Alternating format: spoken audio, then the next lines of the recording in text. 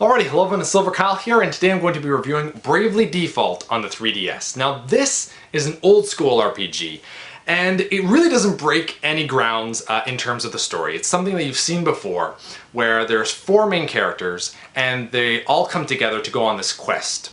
The four main characters are Agnes, who is a wind vestal, who basically takes care of the wind crystal. There are four different crystals in this world, all based on environments. The next one is Tiz, who basically lost his village and is just, really distraught with this, and he's never seen the world before. And my personal favorite, Ringabel, who doesn't remember who he is. He's, the generic character, or maybe not the generic character, but the character that you've seen before that, had lost his memory. And he's also the womanizer. He's always after women. He's all about being suave and romantic. I loved his character. You need these kinds of characters in these games for their humor, and he nailed it perfectly. And last but not least, Edea, who is the hot-headed, fiery girl who is actually against them at the beginning of this game because she works for the opposing army, but she sees that the way that she was raised might not be the exact right way, and she kind of goes through these big moral dilemmas of, I'm going to choose my own path, and she joins up with these other heroes, creating the party of four. Now the story is your basic RPG plot where there is darkness coming into this world and the four heroes must join together to go on this quest to awaken the four crystals in the world, and hopefully this will rid the darkness of their world. According to Eri, who is their mentor, and she thinks this is the best way to go about doing this. Honestly, it's nothing too special.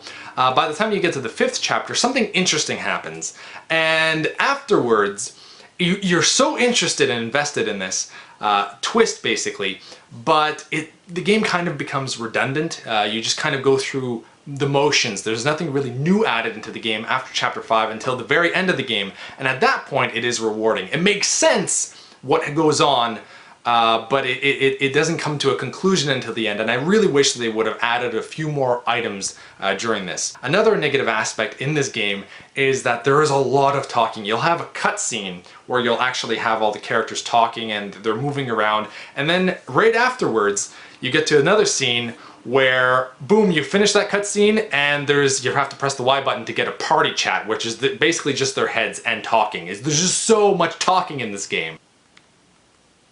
More talking, grr. However, there are still a lot of positives to this game, one of them being the music, which is fantastic. I like the open world theme song when you're just walking around in the world, and I love the music that plays when Tiz gets a special. I have listened to that song so many times here on YouTube. I was actually hoping that it would be part of the CD soundtrack that came with the collector's edition, but it's not. So I have listened to it many times here on YouTube.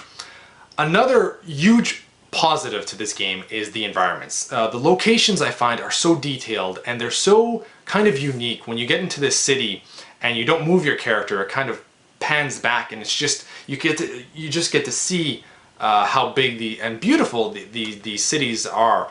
And the 3DS with the 3D on looks fantastic. I really wish that I could do it justice, but I can't because I can't turn the 3D on when I'm showing you this footage. But trust me, they're beautiful, and I really did enjoy the look and style of this game. Now the battle system, and this is really where Bravely Default shines, because there's these options called Brave and Default. Default is essentially your defend. The only thing that's really cool about this is that because that you're not attacking or using an item, it's saving up a turn for you. So you get to defend, and it saves up a turn that you can use later on and just use a bunch of turns all at once. Just attack a bunch of times, use items, save your party by healing them, whatever you want. On the other hand, you can also use Brave right from the get-go. Instead of defending and storing up your attacks, you can just right from the beginning use 4 turns all at once, just attack. And this kind of is a double-edged sword, because sometimes it can work out really well because you get to do a bunch of damage right from the get-go. But if the monster doesn't die, then this monster gets to attack 4 turns before you can do anything, and you're not even defending at this point. You're completely vulnerable. So obviously you have to use this the best way that you can, which is during boss battles, you defend as much as you can and you use your Braves until your regular turn. And during grinding, you can kind of use your Braves if you think that the monster is weak enough that you can kill him in basically 4 shots, or if all your party is attacking at the time with Brave, then you can kill them. And that's another huge positive of this game, is that you can actually choose how you want to grind in this game.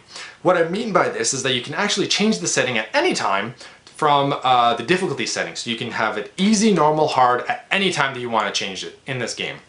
Another positive is that you can actually choose how often random battles occur. It can happen, 100% more, so as in you walk a few steps and boom, you're in a random encounter, which can be really useful if you're wanting to just grind. If you're like, okay, I'm just going to grind, I'm going to brave all the time, and I just really want to level up. It's perfect for that. But also, if you're kind of annoyed of random encounters, you can actually bring it down to negative 100%, which means that you can walk around in this entire world never going into a random battle. Only boss battles or specific storyline driven battles, which is awesome. I love that option.